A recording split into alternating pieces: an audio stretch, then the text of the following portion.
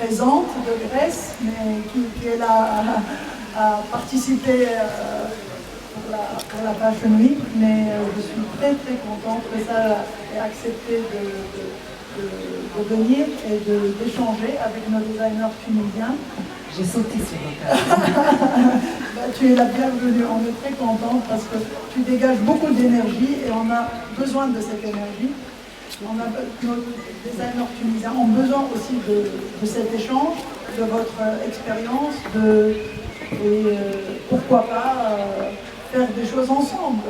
Nous serons honorés de collaborer, de continuer cette collaboration.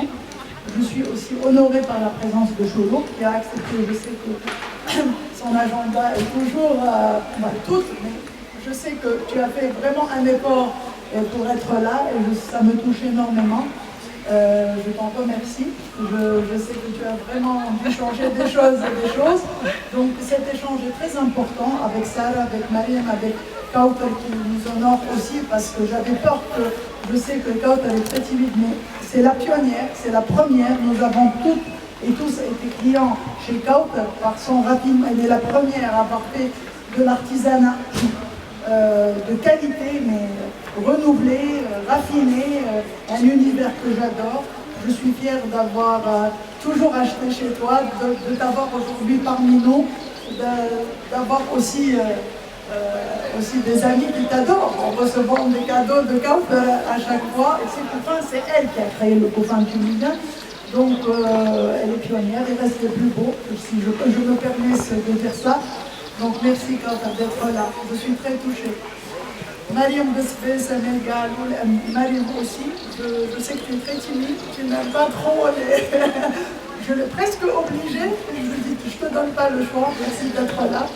Tu fais des choses extraordinaires, c'est pas moi qui vais le dire, mais tu as fait tes preuves, comme a dit Amel, tu as été aussi bien au Canal Shop, à Bon Marché, du prix d'Hermès. Donc je suis fière que tu sois parmi cette bel échange que nous sommes en train de faire. Amel, bien sûr, aussi, tu as créé le Market Bazar, tu as toujours déniché de jeunes et talentueux designers. Tu as fait un magnifique travail jusque-là, malgré ton jeune âge, votre jeune âge avec Lina Ek, qui nous fait des choses magnifiques aussi pour Mascan Humble, des créations uniques.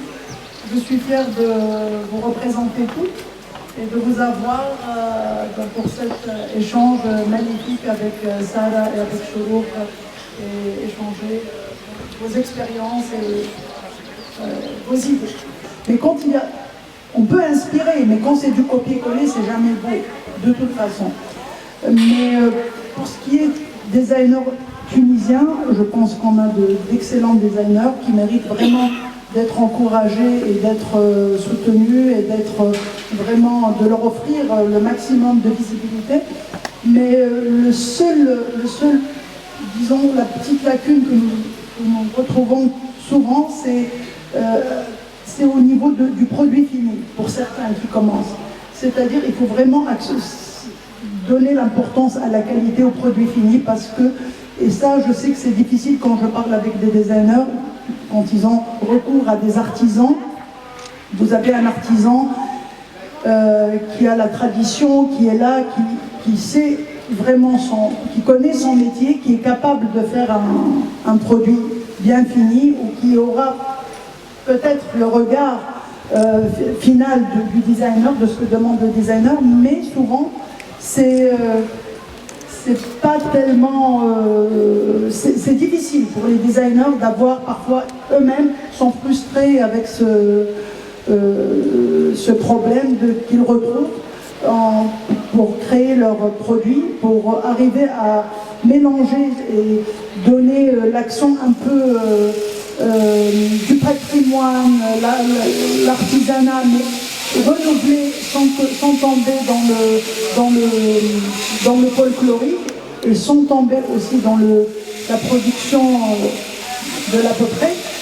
Donc je trouve qu'il y a encore à faire. Je pense qu'au contraire, comme tu disais tout à l'heure, parfois les jeunes artisans pensent que c'est pas valorisant d'être artisan ou de faire ce genre de travail. Aujourd'hui, c'est même tendance tout le monde se met à faire des études même de design et à chercher à être dans ce monde et d'être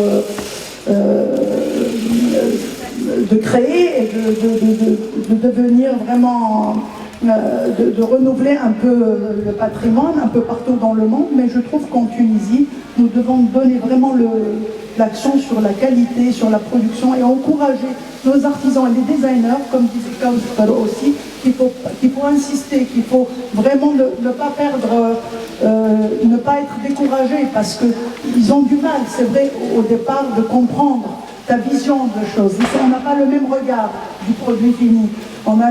L'artisan peut-être, c'est de l'ancienne école, oui, il peut peut-être comprendre ce dont vous parlez, mais si c'est des jeunes ou des jeunes artisans et tout, il faut leur apprendre à regarder le produit fini, comment avoir un produit fini, un plateau qui est fini aussi bien de l'extérieur que de l'intérieur. Donc, je pense qu'il ne faut pas se décourager, qu'il faut insister, qu'il faut vraiment... je pense que c'est le plus gros problème qu'on a. C'est pas les idées, c'est pas... On a un grand patrimoine artisanal, donc très riche. L'artisanat tunisien est très riche. Il faut juste faire en sorte, nous-mêmes, des nicheurs ou les designers eux-mêmes, faire en sorte qu'on ne se lasse pas, qu'on continue à encourager. Ils ne vont pas tout prendre, donc ça va être très subtil. Je pense à Yves Saint Laurent ou je pense à... ils ont tous utilisé, ils ont tous... mais je pense que cette subtilité et le savoir-faire aussi. Il faut reconnaître qu'ils ont un savoir-faire. On parle de grands couturiers qu'on n'a pas, il faut le reconnaître. On a de bons talents, des designers talentueux, mais on n'est pas arrivé à ce niveau. Donc eux, ils ont ce recul, ils ont ce savoir-faire, ils ont cette subtilité aussi et ce rapidement de pouvoir prendre un aspect, une broderie, une couleur, et reprendre ce travail dans un savoir-faire qu'ils ont déjà. Donc c'est de grandes maisons de couture, donc le savoir-faire est là, c'est juste le regard et c'est juste aussi, quand vous voyez beaucoup d'orientalistes ou beaucoup de designers européens et tout, quand ils se mettent à construire des maisons et tout, il y a toujours, quand ils se mettent à mettre une touche orientale, elle est toujours plus subtile parce qu'il y a ce recul et ce mélange qui reste... Nous savons le faire aujourd'hui, depuis toujours. Nous avons des gens qui ont ce goût, ce recul et ce savoir, qui ont cette aisance de mélanger les genres. Mais c'est tout un savoir-faire, c'est une culture, je pense, d'abord, et c'est savoir mélanger, c'est tout un dosage aussi. Et puis, d'abord, c'est la qualité de la production, comment produire ça. Alors, je pense.